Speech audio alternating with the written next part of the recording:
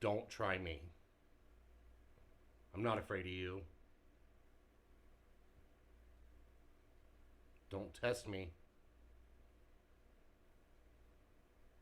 Setting this down now.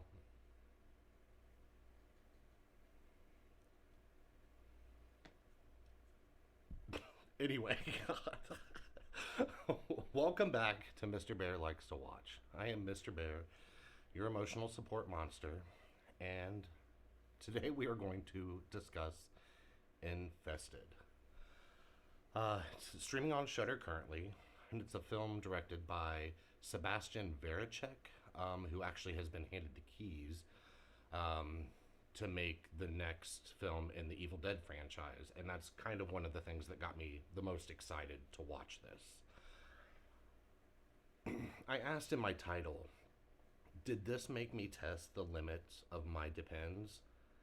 And kinda, yeah. I hate spiders. I think they're absolutely fucking terrifying.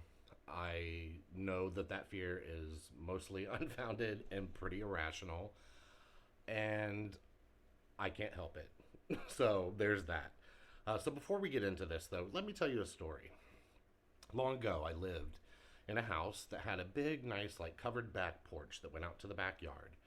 And I'm a filthy, dirty cigarette smoker, so I went out one evening, had a cigarette on the back porch, stood around, didn't really think a whole lot of it. Went back inside, um, did whatever I did inside, and a few hours later, I went back out on the back porch to have another cigarette, and all of a sudden, there was this just absolutely fucking enormous spider web that was not there before because it was impossible to miss.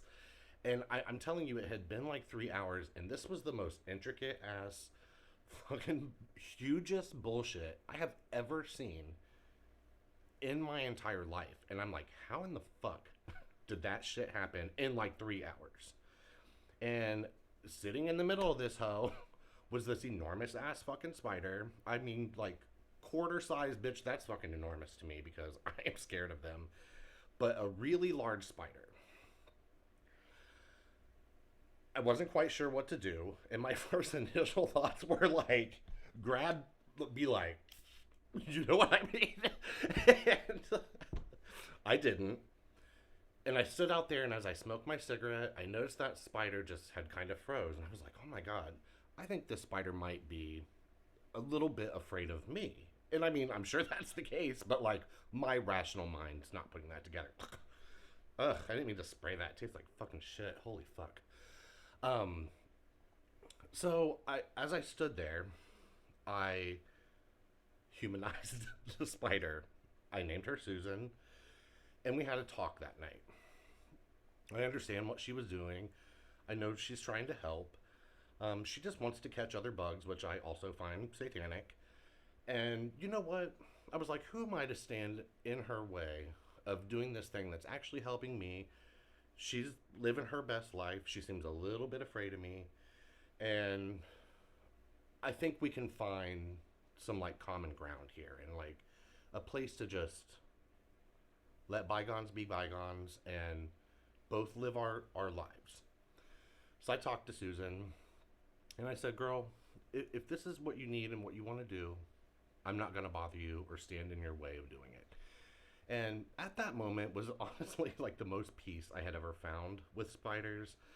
And I actually kind of came to really love Susan. Like I looked forward to going outside to kind of see her. She just kind of hung out in that thing most of the time, and sometimes she'd like crawl up in a rafter, and then like she'd be back down in it, just sort of chilling. And then you notice like bugs start to get caught in it and shit, and then she's doing her like spider bullshit, and it gave me like kind of a respect for him. So yeah, am I still afraid? Pff, fuck yeah, but respect to the spiders. Um, so I went into this movie not exactly knowing what to expect. There's everything from like somewhat like genuinely creepy and scary spider films to absolutely silly and ridiculous, like eight-legged freaks type spider movies. Um, this movie decidedly, definitely, plays it on the more straight side. It's pretty gritty, and it tries to maintain this sense of realism. You follow this character named Caleb, who is an entrepreneur. He like buys and resells like expensive shoes and collects like endangered animals and insects and things like that. And as he's like gathering up some of this stuff one day that he's either going to keep for himself, resell, whatever it may be, he comes across this spider. Um, and the man kind of throws it in with what he was buying, like at a discounted price. And of course, he's interested because he collects things like that anyway. Um, so he takes it back to this large apartment complex building that he lives in. One of those buildings where like it has like an entrance and then hallways of apartments. Where I live in an apartment, but we all have like our own separate entrance on the outside type thing. Um, so lo and behold, this spider ends up getting loose, and to say that things escalate quickly from there would be just a wild fucking understatement. Shit goes to fucking hell immediately.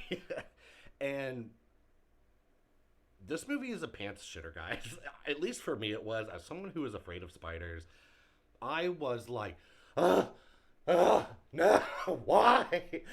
I was like screaming, like, I'm gonna get evicted from my fucking apartment.